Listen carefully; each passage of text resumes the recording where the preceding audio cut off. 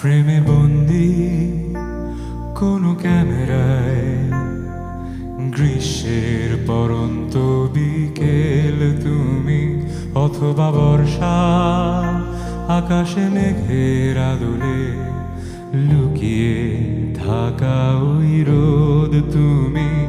তোমার ওই মেঘ কালো চোখের ভাষা, মাতাল করা হাসি আর ভেজা চুলে, গোলাপি ওই ঠোঁটের বেলকুনিতে, রং তুলিতে আঁকা আমার অবসর বিকেল।